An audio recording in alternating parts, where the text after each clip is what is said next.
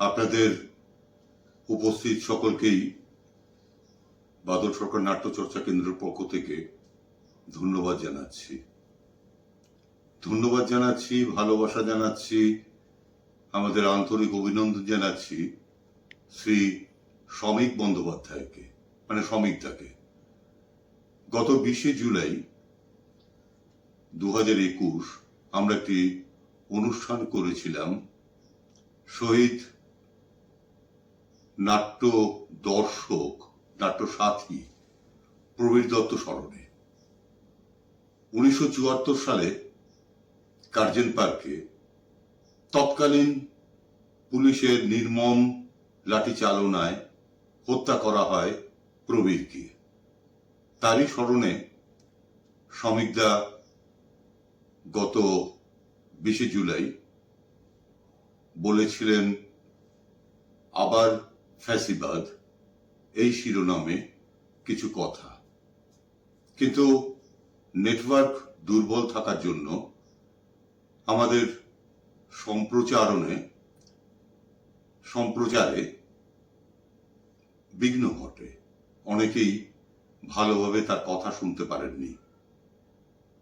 প্রত্যেকের উদ্দেশ্যে, প্রত্যেকের জন্যই এবং আমাদের জন্য শ্রী শ্রমিক বন্দ্যোপাধ্যায় তার এই বক্তব্য আবার ফ্যাসিবাদ মানে আজও ফ্যাসিবাদ, এই শিরোনামে তার বক্তব্য তিনি রেকর্ড করে আমাদের দিয়েছেন, আমাদের সকলের জন্য, আপনাদের সকলের জন্য। আমরা সেই অনুষ্ঠান আজ আবার সম্প্রচার করছি আপনাদের জন্য। ধন্যবাদ আপনাদের, আবার ধন্যবাদ জানাই শ্রী শ্রমিক বন্দ্যোপাধ্যায় মানে আমাদের শ্রমিকদাকে। 20শে জুলাই 1974 কার্জন পার্কে সিলুয়েটের একটি নাটক অভিনয় চলাকালীন হঠাৎ পুলিশ আক্রমণ করে দর্শক অভিনেতাদের, খুন হন দর্শক প্রবীর দত্ত। সেই দিনটাকে স্মরণ করে আমরা আজকে আমাদের আলোচনার বিষয় স্থির করেছি ফ্যাসিবাদ আজ। এই বিষয়টা বেছে নেবার পেছনে যে কারণটা ছিল, এখনো তাত্ত্বিকেরা, পণ্ডিতেরা, রাজনীতিবিদেরা এটা ঠিক কতটা ফ্যাসিবাদ আর কতটা গণতন্ত্রের অবক্ষয় মাত্র, সাময়িক অবক্ষয় মাত্র, এই নিয়ে তর্কাতর্কি করে যাচ্ছেন। সেই পরিপ্রেক্ষিতেই আমরা আলোচনা করছি ফ্যাসিবাদ আজ। ফ্যাসিবাদের যে আন্তর্জাতিক ইতিহাস আমরা জানি, তার সূচনা 1923 সালে ইতালিতে। ফাসিজম শব্দটা পৃথিবীর ভাষায় চলে এলো মুসোলিনির দাক্ষিণ্যে। তারপরে 1933-এ হিটলারের আবির্ভাব ক্ষমতার তুঙ্গে জার্মানিতে। 1936-এ স্পেনে জনসাধারণের নির্বাচিত সরকারকে সামরিক বাহিনীর সাহায্যে ক্ষমতাচ্যুত করে জেনারেলিজম ফ্রাঙ্কো ক্ষমতায় এলেন। এই ইতিহাসের সঙ্গে আমরা ফ্যাসিজমকে যুক্ত করে রেখেছি ঠিকই। ইতিহাসের কারণে অত বছর আগে ফ্যাসিবাদের যে চেহারা ছিল, ইতিহাসের এত অদল বদলের পরে ভারতবর্ষের মতো একটা দেশে যদি তার পরবর্তী শতাব্দীতে ফ্যাসিবাদের উত্থানের প্রায় 100 বছর পরে একই ফ্যাসিবাদের অঙ্ক চরিত্র হিসেব করে ফ্যাসিবাদকে চিহ্নিত করা যাবে না। সবকিছুর মতো ফ্যাসিবাদও পাল্টায়, আমাদের দেশও পাল্টেছে। এবং আমরা লক্ষ্য করেছি ফ্যাসিবাদ এ দেশে যে চরিত্র পরিগ্রহ করেছে, সেখানে প্রথম ঠিক ইতালিতে, জার্মানিতে, স্পেনে যেভাবে ঘটেছিল সেইভাবেই তার উত্থান। রাষ্ট্রের মদতে, সরকারি মদতে প্রথমে একটা গুন্ডা বাহিনীর উত্থান, আধা রাজনৈতিক সাময়িক কিছু স্লোগানে আলোড়িত, উত্তেজিত, প্ররোচিত এই গুন্ডা বাহিনী নেমে পড়ে এবং যেখানে প্রগতিশীল চিন্তা, ভাব, ধারণা এবং রাষ্ট্রের বিরুদ্ধে একটা প্রতিবাদ উচ্চারিত হচ্ছে, সেখানে এই গুন্ডা বাহিনী ঝাঁপিয়ে পড়ে। প্রথমে গুন্ডা বাহিনী 1919 সালে যখন প্রথম মহাযুদ্ধে জার্মানির পরাজয়ের পর সেনাবাহিনীর একটা অংশ সহ শ্রমিক জনসাধারণ, মধ্যবিত্ত সাধারণ, এরা যখন বিপ্লবী হয়ে ওঠে, একটা সামাজিক গণতান্ত্রিক জোট তৈরি করে সরকার গঠন করার চেষ্টা করেন। সেই সরকার গঠিত হয়, তার নিজস্ব সাংস্কৃতিক কর্মসূচিও তারা গ্রহণ করেছিলেন। বার্লিনে ফোক্সবুয়েমে জনগণের থিয়েটার প্রতিষ্ঠা করেছিলেন তারা, নতুন সরকারের একেবারে প্রথম পদক্ষেপগুলোর মধ্যে অন্তর। সেই ইতিহাসকে সঙ্গে সঙ্গে আক্রমণে উদ্যত হয়ে ওঠে এই গুন্ডা বাহিনী। প্রথমে 1919-এর এক ঐতিহাসিক শোভাযাত্রায় ওই গণতান্ত্রিক সমাজতান্ত্রিক আন্দোলনের প্রবাদ প্রতিমা নেতা কার্ল লিবনেক্সট ও রোজা লুক্সেমবুর্গকে শোভাযাত্রা থেকে টেনে বার করে এনে কুপিয়ে হত্যা করা হয় এবং বার্লিনের নদীতে তাদের ভাসিয়ে দেওয়া হয়। 3 দিন পরে মৃতদেহ পাওয়া যায়। এইভাবে কিন্তু ফ্যাসিবাদের উত্থান ঘটে। আমাদের দেশেও 73-74 সালে ফ্যাসিবাদের ঠিক একই রকম উত্থান। প্রথমে গুন্ডা নামিয়ে দেওয়া, পুলিশের প্রশ্রয়ে মদতে, তারপরে সরাসরি পুলিশ রাষ্ট্রের আদেশ মেনে, রাষ্ট্রের নির্দেশ মেনে নেমে পড়ে।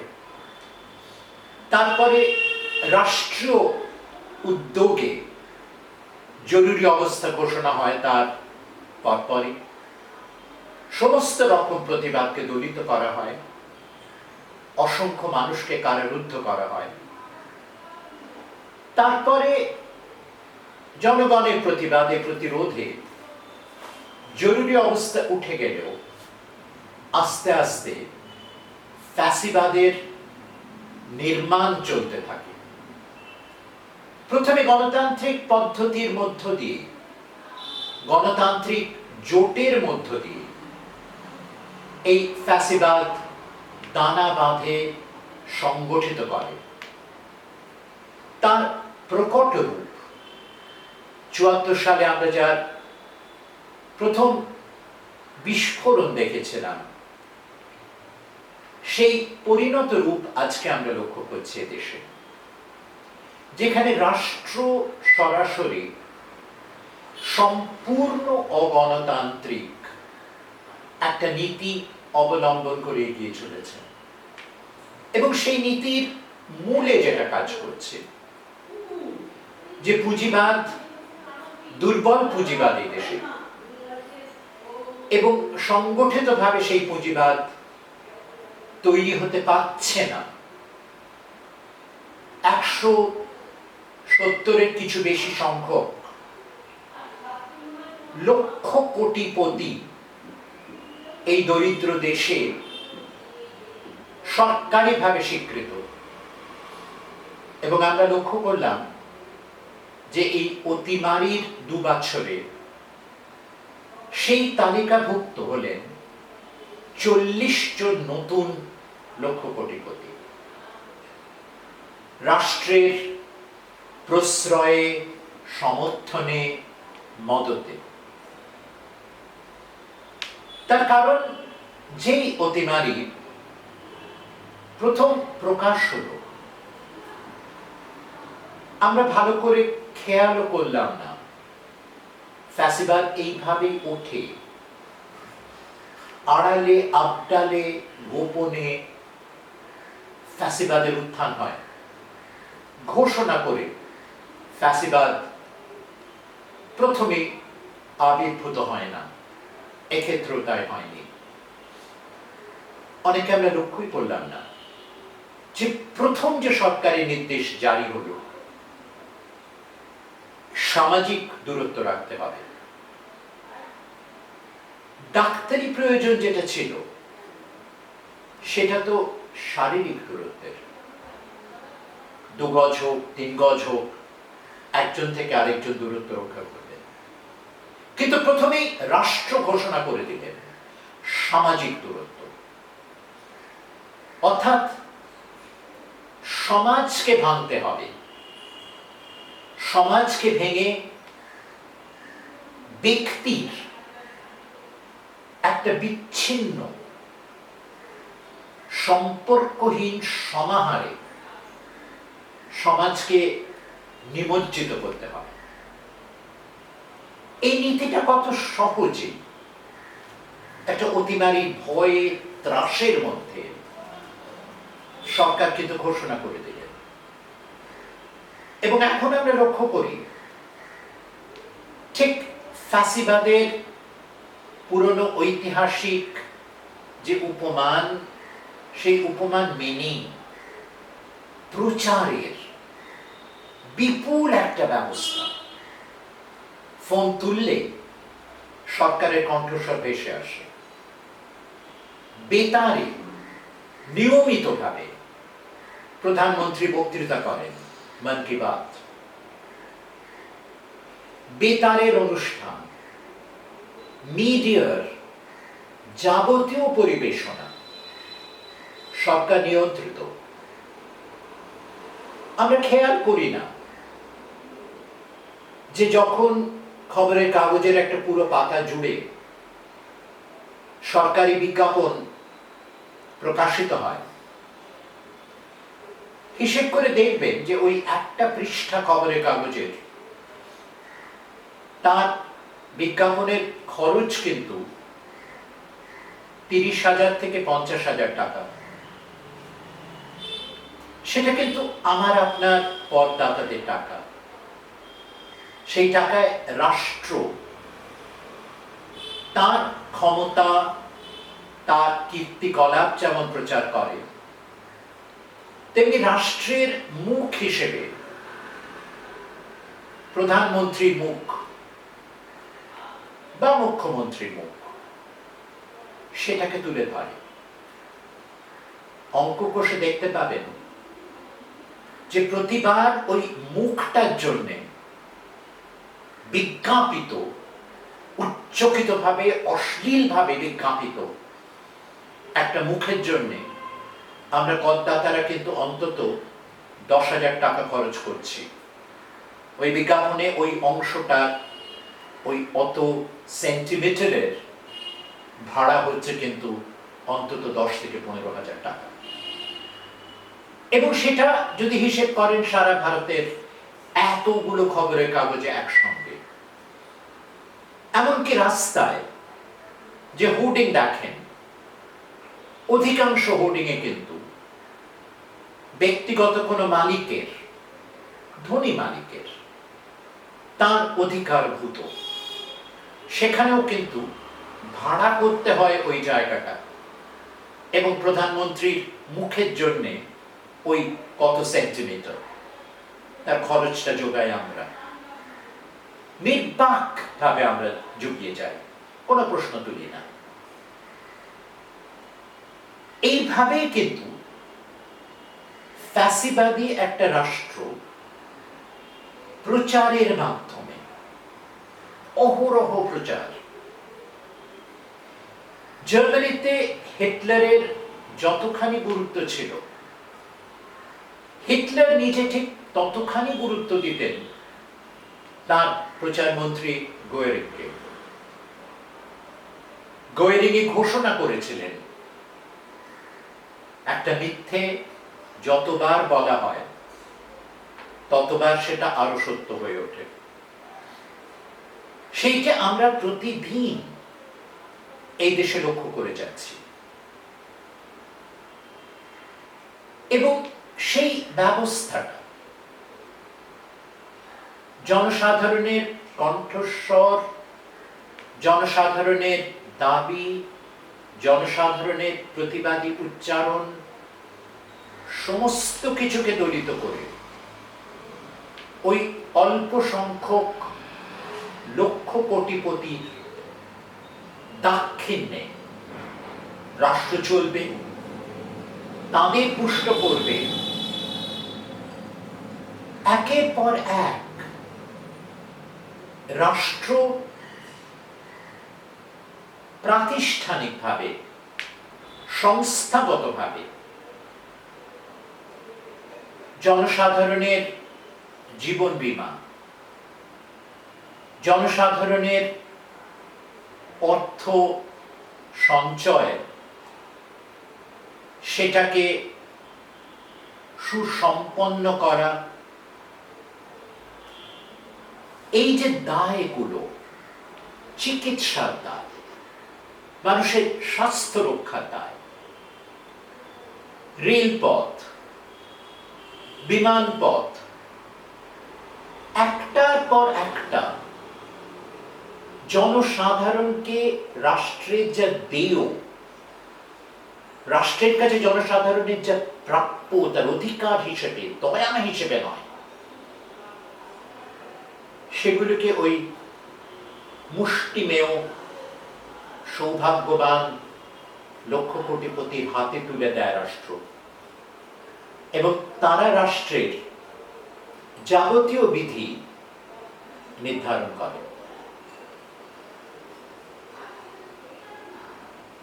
এই প্রক্রিয়া আমরা কিন্তু ইতালিতে দেখেছি, স্পেনে দেখেছি, জার্মানিতে দেখেছি, এই একই প্রক্রিয়া আমরা দেখেছি। যে তারপরে যখন প্রথম যা শুরু হয়েছিল, কিছু জাতিকে, কিছু সম্প্রদায়কে চিহ্নিত করে মূল জনস্রোত থেকে তাদের বিচ্ছিন্ন করা, চিহ্নিত করে বিচ্ছিন্ন করা, তারপরে তাদের বন্দি শিবিরে বিনা বিচারে আজীবন বন্দি করা এবং তারই মধ্যে তাদের হত্যা করা। হত্যাকাণ্ডটা আস্তে আস্তে শুরু হচ্ছে। ফাদার স্ট্যানলির হত্যাকাণ্ড দিয়ে হয়তো যার সূচনা হলো।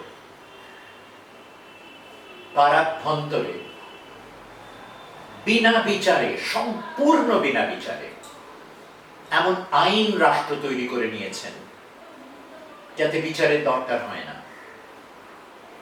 সন্দেহের বশে কাউকে রাখা যায় বন্দি করে, তার বিরুদ্ধে যথোপযুক্ত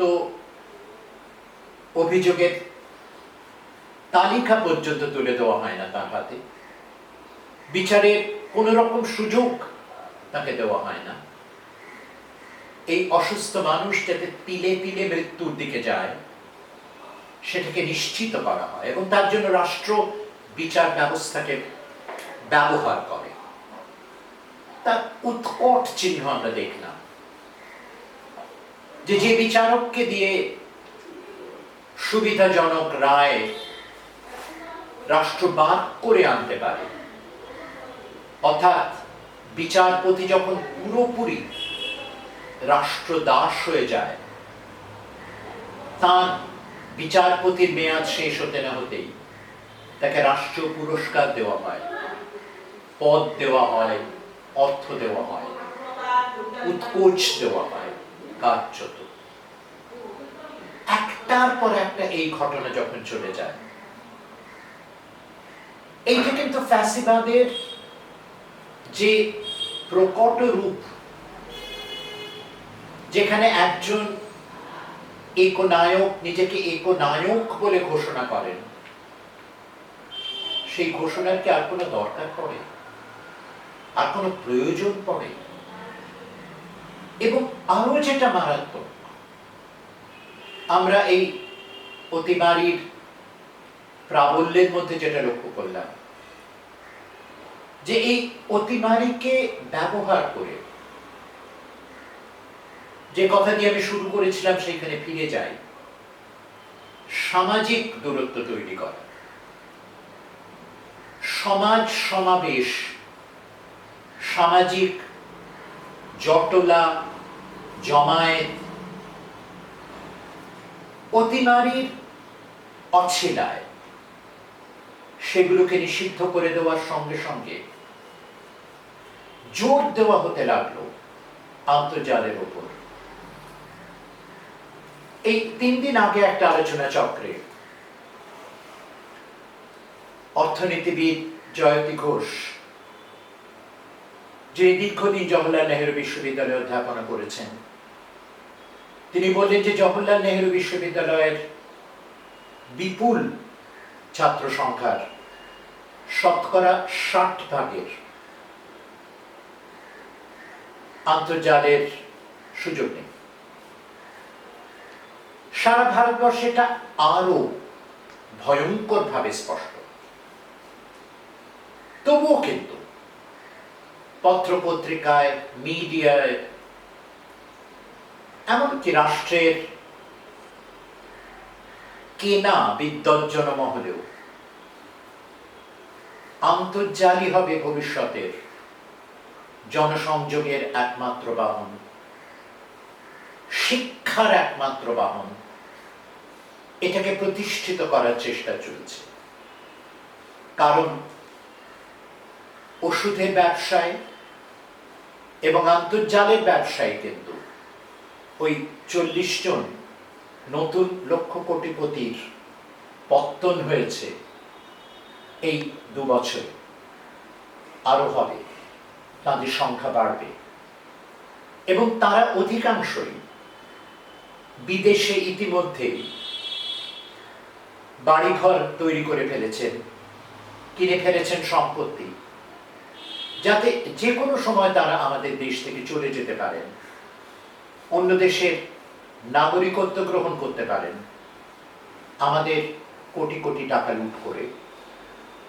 এবং সেই টাকা কিন্তু রাষ্ট্রে যারা ক্ষমতা আসেন তাদের দলের তহবিলে জমা পড়ে। অদ্ভুত একটা তহবিল, পিএম কেয়ারস, প্রধানমন্ত্রীর সহানুভূতিশীল, এই নামে তৈরি হলো। তাতে কারা অর্থ দেন, কিভাবে অর্থ খরচ হবে, তা জানবার অধিকার দেশে নেই। যে দেশ কিন্তু এই প্রধানমন্ত্রীকে নির্বাচিত করেছে, তাদের জানার অধিকার নেই। এটা আইনসম্মত ব্যাপার। তাই কোথাও গণতন্ত্রের আদলটাকে রক্ষা করে, গণতন্ত্রের বাইরের ঠাটটাকে রক্ষা করে এমন একটা ব্যবস্থা তৈরি করা, যেটা সম্পূর্ণত ফ্যাসিস্ট। মনে রাখতে হবে যে জার্মানিতে এবং ইতালিতে একটা সময় বিপুল সংখ্যক মানুষকে কিন্তু ধর্মের নামে, জাতীয়তার নামে, দেশপ্রেমের নামে এমনভাবে উদ্বেলিত, আচ্ছন্ন করে দেওয়া গেছিল যে তারা হিটলার, মুসোলিনি, ফ্রাঙ্কো নামে যন্ত্রের মতো জয়ধ্বনি করে যেতেন। অসংখ্য বেকার মানুষ, যাদের চাকরি দেওয়ার, রুজি রোজগারের পথ খুলে দেওয়ার কোনো চিন্তা মাত্র রাষ্ট্রের নেই, তাদের গুন্ডা বাহিনীতে পরিণত করা, যে কোনো শত্রুপক্ষ চিহ্নিত করে তাদের মেরে গুঁড়িয়ে শেষ করে দাও, এই নীতিতে তাদের চালিত করা, এটা তিনটে রাষ্ট্রীয় শক্তি কায়েম করেছিল। সঙ্গে সঙ্গে এটাও মনে রাখবেন যে তার মধ্যে স্পেনে এই ফ্যাসিস্ট শাসন নীতি, ঘোষিত ফ্যাসিস্ট নীতি, সেক্ষেত্রে এই কয়েক বছর আগে পর্যন্ত কায়েম ছিল। আর দুটো দেশে ফ্যাসিবাদকে দমন করতে হয়েছিল বিদেশি সশস্ত্র বলের প্রয়োগে, জার্মানিতেও এবং ইতালিতেও। দুটো দেশ তার বিপুল অংশ বিদেশি শক্তির বোমায় বিধ্বস্ত হয়ে নিশ্চিহ্ন হয়ে গিয়েছিল। বিপুল পুনর্নির্মাণ কাণ্ডে তার নবজীবন লাভ হয়েছে তার অন্তত 20-30 বছর পরে।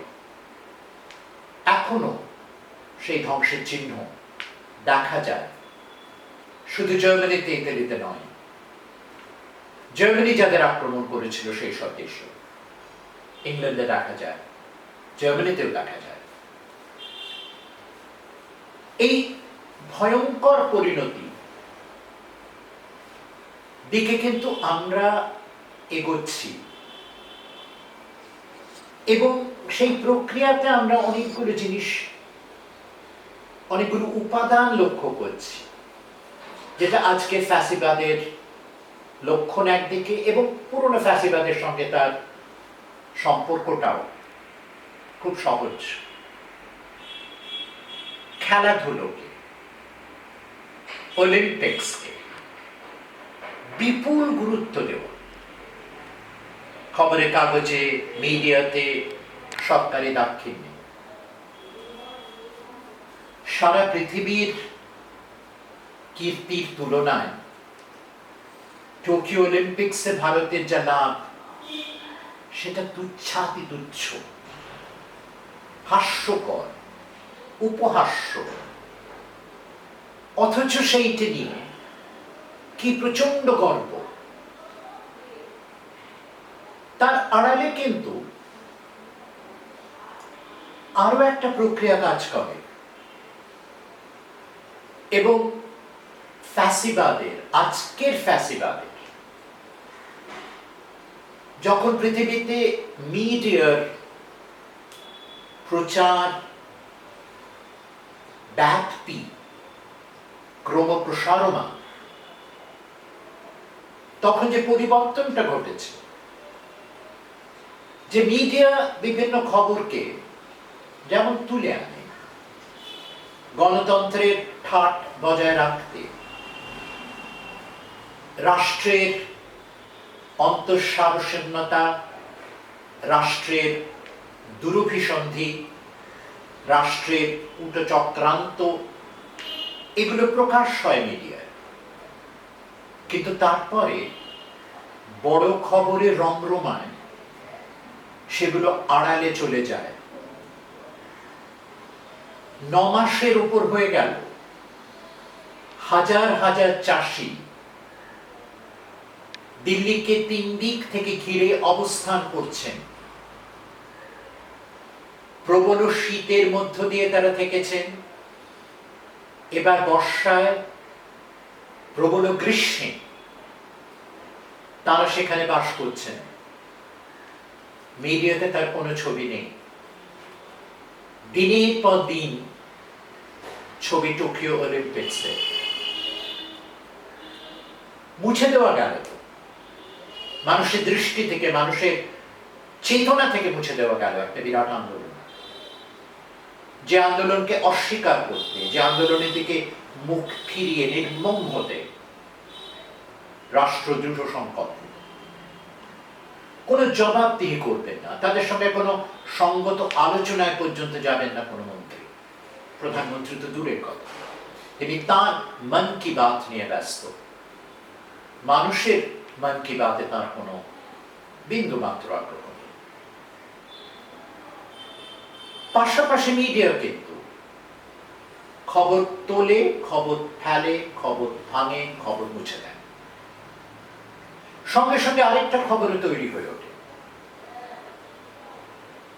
যে অলিম্পিক্সে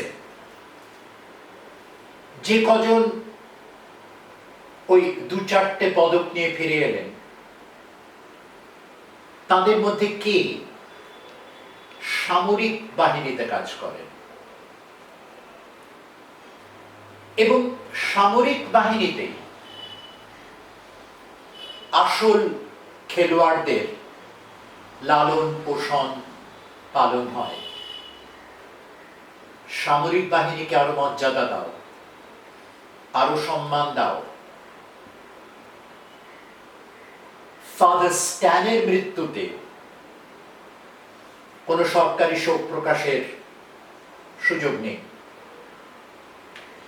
যে কোনো নাম গোত্রহীন সৈন্য জঙ্গি হানায় নিহত হলে তার জন্য বিপুল রাষ্ট্রীয় সম্মান, টাকা চলে আসে, তার মরদেহ কিভাবে আসে তার গাড়িতে, সবই খবরের শিরোনাম হয়। আদি ফ্যাসিবাদে প্রচারের যে বিপুল ভূমিকা ছিল, তার দুটো স্তম্ভ ছিল বলা যায়। একটা হচ্ছে শিক্ষা প্রক্রিয়াকে, শিক্ষা ব্যবস্থাটাকে নষ্ট করে দেওয়া। শিক্ষা মানুষের মনে বিচারশীলতার যে শিক্ষা দান করে, যে কোনো তথ্য ইতিহাসের পটে ফেলে তাকে বিচার করে সিদ্ধান্তে আসা। কোনো ঘটনা হঠাৎ একবারই ঘটে না, ফ্যাসিবাদ একবার আসে না, ফ্যাসিবাদ বারবার আসে, ফ্যাসিবাদ আবার আসে। সেটাকে চিনতে হয় এবং চিনতে গেলে ইতিহাসের শিক্ষা, ইতিহাস বিচারের বুদ্ধি প্রয়োগ, যেটা শিক্ষার অন্তর্গত। শিক্ষার মধ্যে আমরা যখন সাহিত্য পাঠ করি, অর্থনীতি পাঠের সঙ্গে সেটা যুক্ত হয়ে যায়, রাজনীতির সঙ্গে, দর্শনের সঙ্গে, ভাবাদর্শের সঙ্গে সেগুলো যুক্ত হতে থাকে। শিক্ষার একটা ব্যাপ্তি, প্রসার, স্বাভাবিক একটা আত্ম অতিক্রমণ আছে, যেটা গণতন্ত্রের শক্তি হয়ে ওঠে, যেটা সমাজতন্ত্রের একটা স্বাভাবিক প্রেরণা হয়ে ওঠে। ইতিহাসে বিশ্বাস, ইতিহাসে ভরসা, ইতিহাসে আস্থা, সেইটাই কিন্তু আমাদের সমাজতন্ত্রের পথে চালিত করে। শিক্ষাকে যদি টুঁটি টিপে মারা যায়,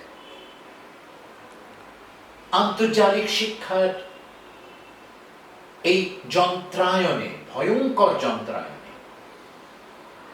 শিক্ষা থেকে বিপুল একটা অংশ মানুষের, জনসাধারণের ছিন্ন হয়ে যাবে এবং তাদের হয় গুন্ডা বাহিনীতে, নয় সৈন্যবাহিনীতে অন্তর্গত করে নেওয়া হবে। যত অপ্রশ্ন যত আদেশ অনুসারী একটা গণপিণ্ড তৈরি করা যায়, ততই কিন্তু ফ্যাসিবাদের প্রতিষ্ঠা পোক্ত হয়। তাই আন্তর্জালিক সভ্যতার বাগাড়ম্বরে একদিকে শিক্ষাকে দলিত করা, শিক্ষা থেকে মানুষকে নির্বাসিত করা, পাশাপাশি খেলা, সামরিক বাহিনীর অটুট অপ্রশ্ন শৃঙ্খলা, এইগুলোকে বাড়িয়ে তোলা, এইগুলোকে বিশালকায় একটা আদর্শের রূপ দেওয়া এবং সমস্ত ফ্যাসিস্ট রাষ্ট্রের সহায় অবলম্বন ধারক হয়েছে সামরিক তন্ত্র, সামরিক বাহিনী। যুদ্ধ করাটা, যুদ্ধ মানতা, যুদ্ধের একটা জিগির, এটাকে লালন করে চলে ফ্যাসিবাদ। তবেই কিন্তু তার অর্থনৈতিক নিষ্পেষণ মানুষের অগোচরে, মানুষের চেতনার আড়ালে চলতে থাকে, চলতে পারে। এবং এই খেলাতে, খেলার সমরায়ন, যুদ্ধের ক্রীড়ায়ন, খেলায়ন যদি বলি, এইটার মধ্যে দিয়ে কিন্তু মিডিয়া যে কাজটা করে যান, তারা আড়াল করে দেন যে আমাদের দেশে একটা আইন, armed forces special powers act, সামরিক বাহিনীর বিশেষ অধিকার, বিশেষ ক্ষমতার আইন, সেটা বলবৎ আছে। এবং সেই আইনের জোরে যেমন মণিপুরে তেমনি কাশ্মীরে যে কোনো তরুণকে যে কোনো অছেলায় হত্যা করা যায়, নারীদের ধর্ষণ করা যায়। আপনাদের মনে থাকবে, মিডিয়া যতই ভোলাতে চেষ্টা করুক, মিডিয়ায় তুলে এনেছিল সেই মূর্তি, সেই ছবি, সেই প্রতিচ্ছবি, যে ইম্ফালে, মণিপুরের রাজধানী ইম্ফালের একেবারে প্রাণ কেন্দ্রে, শহরের বুকের ওপর পুরনো রাজপ্রাসাদ, পুরনো মন্দির, প্রাক হিন্দু মন্দির এবং বৈষ্ণব হিন্দু মন্দির, এই সব কিছুকে নিয়ে যে দুর্গ, কাংলা দুর্গ, সেই দুর্গ দখল করে দীর্ঘদিন বসেছিল একেবারে শহরের মাঝখানে, সারা শহরকে আতঙ্কিত করে, ত্রস্ত করে প্রতিদিন আসাম রাইফেলস, তাদের সৈন্য শিবির। সেই শিবিরের সামনে 14 জন মণিপুরী নারী উলঙ্গ হয়ে তাদের বাণী তুলে ধরেছিলেন, ইন্ডিয়ান আর্মি রেপ আস, ভারতীয় বাহিনী আমাদের ধর্ষণ করে।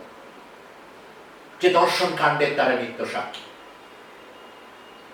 কাশ্মীরেও একই ঘটনা ঘটে চলে, মণিপুরে ঘটে চলে, আজও চলে। ওই প্রতিবাদের একটা ফল হয়েছে যে ইংরেজ ঔপনিবেশিক আমল থেকে অব্যাহত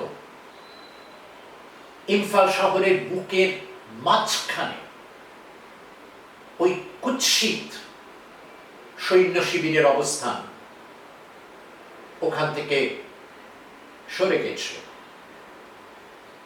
বহুদিন ধরে নিজেদের প্রাচীন ঐতিহ্যবাহী রাজপ্রাসাদে, যে রাজপ্রাসাদে ইংরেজের বিরুদ্ধে বিদ্রোহী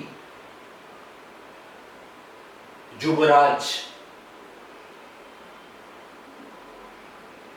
নিহত হয়েছিলেন ইংরেজদের হাতে, ঝুলিয়ে দেওয়া হয়েছিল তার দেহ, প্রাণদণ্ডে দণ্ডিত প্রবাদ প্রতিম টিকেন্দ্রজিৎ সিং।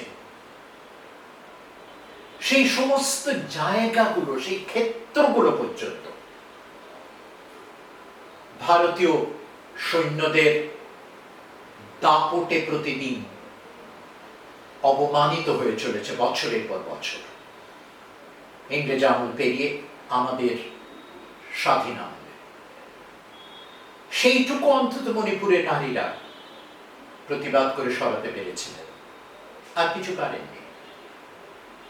এবং এখনো কিছুদিন আগে মিডিয়াতে ছোট্ট খবর বেরিয়েছে যে armed forces special powers act, যে বিশেষ অধিকার বলে ভারতীয় সৈন্যরা ভারতের যে কোনো অংশে গিয়ে নারী ধর্ষণ করতে পারে, তরুণ হত্যা করতে পারে, কিশোর শিশুদের হত্যা করতে পারে, সেই অধিকার বোধহয় একটু স্খলিত করা হবে এরকম খবরে সৈন্যবাহিনীর কর্তারা রেগে গেছেন।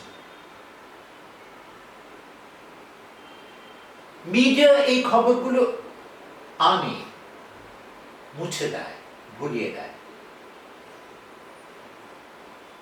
এইভাবেই কিন্তু ফ্যাসিবাদ ফিরে ফিরে আসে, এবং একদিন যখন তার পরিপূর্ণ ভয়ঙ্করতায় সে নিজেকে প্রকাশ করে, তখন বড় দেরি হয়ে যায়। সেই জন্যে ফ্যাসিবাদ আবার এই উচ্চারণ পুনরুচ্চারণে একটা সতর্কবাণী, সেটা উচ্চারণ করার, বারবার পুনরুচ্চারণ করার প্রয়োজন হয়ে পড়েছে। এবং সেখানে অন্য থিয়েটার, অন্য পথে প্রাতিষ্ঠানিক সম্পদ, স্বাচ্ছন্দ্য, ঐশ্বর্য, সুযোগের থিয়েটারের বাইরে যে বিকল্প থিয়েটারের আন্দোলনে দেশে চলমান, বহমান, তার দায়িত্ব হয়ে পড়ে যে এই চাপা পড়া খবরগুলোকে তুলে এনে প্রতিনিয়ত মানুষের গোচর করা, যাতে মানুষ সচেতন হয়ে ওঠেন ফ্যাসিবাদ আবার এই দেশের উপর তার ডানা মেলছে, ছড়াচ্ছে, এখনো অবারিত ভাবে। নমস্কার।